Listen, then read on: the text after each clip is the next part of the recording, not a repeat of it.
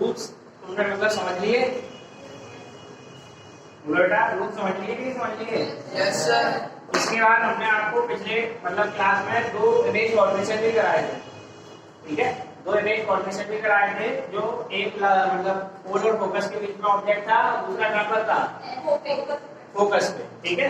तो अब हम क्या देखेंगे, तीसरा वाला देखेंगे, मतलब तीसरी इमेज कैसे बनती है। तो हेडिंग तो आपके पढ़ी है पहले से कि इमेज फॉर्मेशन का है कॉन्केव मिरर। तो आप थर्ड वाला टाइप देखेंगे।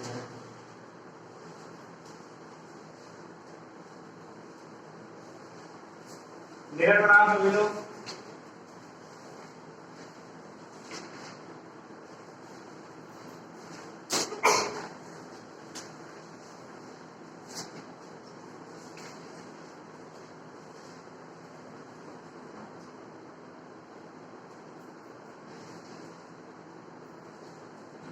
ये तुम्हारा फोकस और सेंटर ऑफ ग्रेविटी, ठीक है?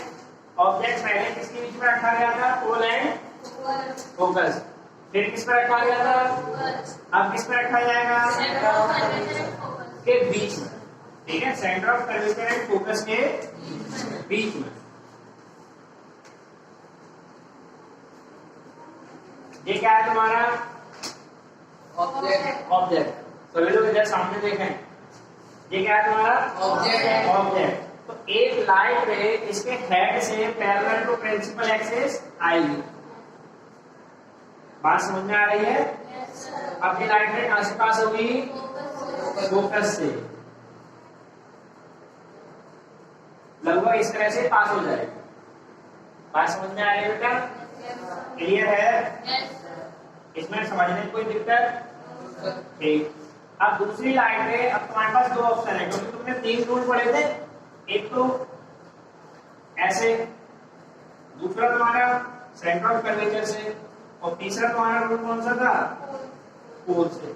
अगर तुम चाहो तो इसके हेड से पोल पे एक लाइट इंसिडेंट करो और ऐसे निकल जाए, या दूसरा कि सेंटर ऑफ कर्वेचर से पास हो जाए, जो भी तुम चाहो। जैसे हम सेंटर ऑफ कर्वेचर से बना रहे हैं, एक लाइन सेंटर ऑफ कर्वेचर से इसको हेड के, इसके हेड को टच करते हुए कहां पर इंसिडेंट होगी? मिरर पे, ठीक है?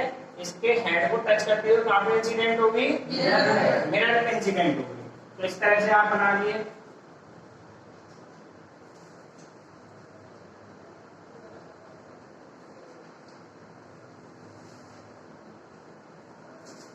ऐसे ही लाइट रे गई और इसी रास्ते से लाइट रे वापस आ गई।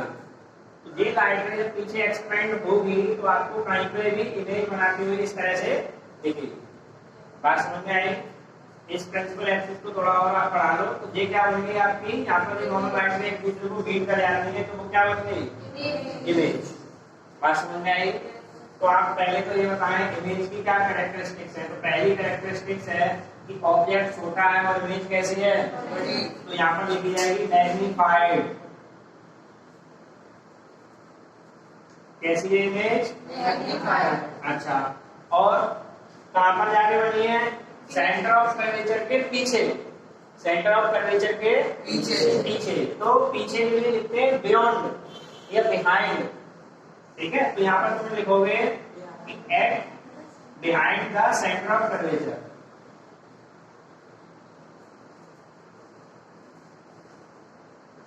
ठीक। ऑब्जेक्ट कहां पे रखा गया है? बिटवीन एफ एंड सी, ठीक है? Focus and centre of curvature. तो ये आपका टाइप थर्ड है, यानी कि जब आप कॉनकेव मिरर के अंदर, किसके अंदर? सेंटर ऑफ कर्वेचर और फोकस के बीच में जाके स्टैंडिंग पोजीशन में खड़े हो जाते हैं, यानी कोई भी ऑब्जेक्ट, ठीक है? तो आपकी इमेज कैसी बनेगी? उल्टी बन रही है, ठीक है? तो इसकी चौथी कैरेक्टरिस्टिक अगर तुम लिखना चाहते हो तो लिख सकते हो रियल एंड इन्वर्टेड। कैसी बनेगी? Real and inverted.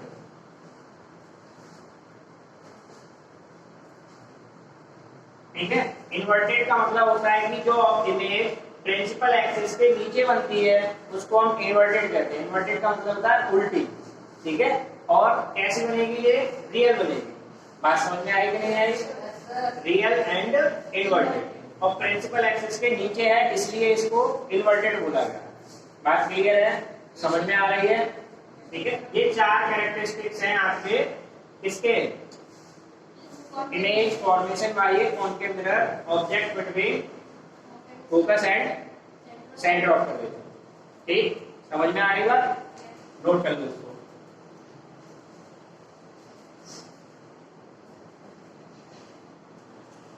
हाँ, जैसे नोट कर लिया, अब इस पर डालो टाइप 4।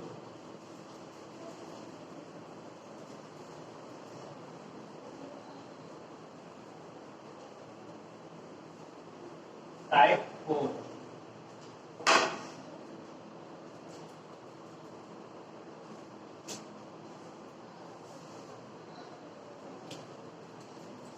यहाँ पर हम ड्रॉ करेंगे कॉन्केव मिरर।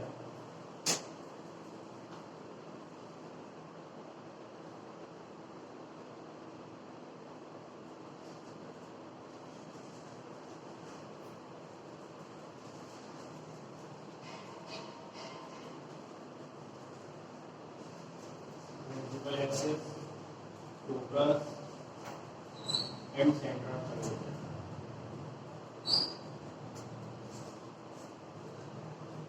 ठीक, अब इधर देखो सभी लोग सामने, ये तुम्हारा क्या बन गया, मिरर। ठीक है, कॉन्केव मिरर। अभी तक हमने फोकस कहाँ पे रखा था, centre of curvature and focus के बीच में। अब हम ऑब्जेक्ट को रखेंगे एट सेंटर ऑफ कर्वेचर। ठीक है, कहाँ पे रखा, एट सेंटर ऑफ कर्वेचर। अब क्या होगा बेटा, एक लाइट में इसके पैरेलल आएगी और कहाँ से पास हो जाएगी, कहाँ से पास हो जाएगी, फोकस से। ठीक है, अब तुम्हारे पास दूसरी लाइट के लिए क्या था, जो तुमने रूल पढ़ा था कि सेंटर ऑफ कर्वेचर से एक लाइन इसके हेड से पास होगी। अब ये लाइन इसके पास हेड से पास हो नहीं सकती, क्योंकि वो ऑब्जेक्ट खुद कहाँ पे रखा हुआ है, सेंटर ऑफ कर्वेचर। तो आपके पास दूसरा ऑप्शन ये बचता है कि वो लाइट ने यहाँ से गई, पोल पे जाके इंसिडेंट हुई और ऐसे जाके रिफ्लेक्ट कर गई। इसमें एक अलग बात बेटा ये है कि जैसे तुम अभी पढ़ते आए हो, पढ़ा तुमने ये है कि कोई लाइट रे, यहाँ थोड़ा समझ लो प्लीज, जैसे ये फोकस है, कोई लाइट रे इसके पैरेलल आती है, आ गई इसके पैरेलल और कहाँ से जाएगी, फोकस के। ठीक है, इस तरह से जाएगी। बस हम उसका एक उल्टा करेंगे, कोई लाइट रे कहीं से आ रही थी और वो मिरर के कहां से पास हो गई, फोकस से पास हो गई। एरो को उल्टा कर दिया, कहां से पास हो गई, फोकस से। यहाँ से फोकस से गई, मिरर पे इंसिडेंट हुई और जाने के बाद कैसी हो गई, पैरेलल टू प्रिंसिपल एक्सिस। अभी तक तुमने ये पढ़ा था कि कोई लाइट रे पैरेलल आती है, अब तुम यहाँ पे ये समझोगे कि कोई लाइट रे पैरेलल जाती है, यानी कि कोई लाइट रे आए या जाए फोकस से। ठीक है, तो वो प्रिंसिपल एक्सिस के कैसी हो जाएगी, पैरेलल। ये बात आपको समझ, बात क्लियर है, किसी को समझने में कोई प्रॉब्लम, चाहे कोई लाइट रे आए या जाए, अगर वो फोकस से पास हो रही है तो वो पैरेलल हो जाएगी किसके, प्रिंसिपल एक्सिस के। Principal axis. बात समझ में आई कि नहीं आई? यही बात का इस्तेमाल हम अपने इमेज फॉर्मेशन में करने वाले हैं।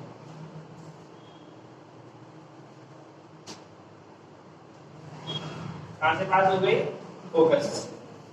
बात समझ में आई? दूसरी लाइट रे, कौन सी लाइट रे, दूसरी लाइट रे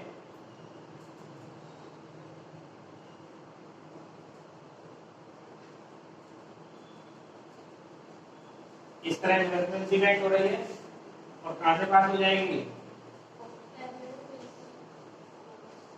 फोकस से,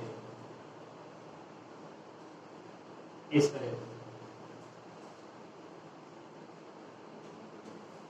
और इस तरह आगे निकल जाए, ये ऐसे आगे इधर निकल गई और ये ऐसे आगे इधर निकल गई। अब आप ये देखो कि ये लाइट रे इधर से आ रही है और ये लाइट रे इधर से आ रही है, तो ये दोनों लाइट रे एक दूसरे को कहां काट रही हैं, इस जगह पे कहां कट कर रही है बेटा, सी को थोड़ा इधर शिफ्ट कर दिया, इधर कट कर रही है, यानी कि जहां यही बनी है जस्ट सेम उसके नीचे, जस्ट सेम उसके नीचे। अब आप देखने में आपको ये लग रहा होगा कि जो ऑब्जेक्ट है ये क्या चीज है, ऑब्जेक्ट क्या चीज है, और ये क्या है, इसकी इमेज। दोनों सेम साइज की दिख रही है। yes, तो इसकी कैरेक्टरिस्टिक्स आपको क्या लिखनी है कि सबसे पहली कैरेक्टरिस्टिक्स है कि दोनों का साइज कैसा है, सेम। तो यहाँ लिखना पड़ेगा सेम साइज, सेम साइज का मतलब ऑब्जेक्ट और इमेज दोनों एक ही साइज की है। ऑब्जेक्ट कहाँ पे रखा हुआ है? एट सी, यानी कि centre of curvature. Object C पे रखा हुआ है। ठीक, और क्या बताना है इसमें कि इमेज तुम्हें बताएगी कि इमेज कैसी होगी? उल्टी है, प्रिंसिपल एक्सिस के नीचे है, तो कैसी होगी? Real and inverted.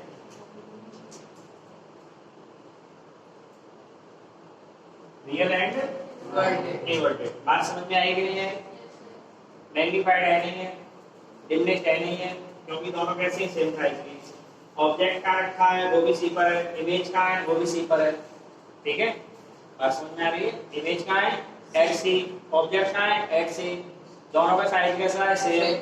ठीक, और इमेज कैसी बनी है? Real and inverted. इसे बोलते हैं नेचर ऑफ द इमेज। क्या बोलते हैं? Nature of the image. जैसे क्वेश्चन आगे तुम करोगे इसके मिरर के, तो उसमें बार-बार तुमसे ये पूछा जाएगा साइज, नेचर बताइए। ठीक है, साइज बताइए और नेचर बताइए। तो नेचर में बार-बार कंफ्यूजन होता है, नेचर क्या होता है? नेचर यही होता है। तो कैसा नेचर है इसका? Real and inverted. इतना पॉइंट क्लियर है?